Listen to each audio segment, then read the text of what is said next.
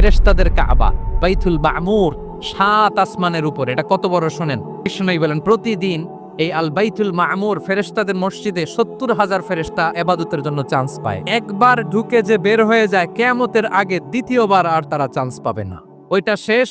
এরপরে সিদরাতুল মুনতাহা, সীমান্ত বৃক্ষ, এটা আরো বড়। ফেরেশতাদের জ্ঞান সীমানা ওইখানেই শেষ। এর উপরে কি হয় ফেরেশতারা আর জানে না। সিদরাতুল মুনতাহার এরিয়া শেষ, এরপরে শুরু হয় আল্লাহুল মাহফুজ, কোরআনের বাড়ি। এটা মিন দুররাতিন বাইদা, সাদা ঝকঝকে ডায়মন্ড দিয়ে আল্লাহ বানাইছে। আমাদের সবার তাকদীর ভাগ্যলিপি ওইখানে লেখা। ওইটা শেষ, এরপরে শুরু হয় লা জামান লা মাকান এরিয়া। ওইখানে কোনো জামান নাই, মাকান নাই, no time no space area শুরু। ওইখানে কুরসি, যেখানে আল্লাহ পা রাখেন বা কুদরতি পা রাখেন। বড় রাজা বাদশারা সিংহাসনে বসে পা রাখে একটা টেবিলের উপর, শাহী টেবিল, ওইটার নাম কুরসি। আল্লাহ বলে ওয়াসিআ কুরসিয়ুহুস সামাওয়াত ওয়াল আরদ। আল্লাহর এই কুরসিটা এতক্ষণ যা বললাম এই সবগুলার চাইতে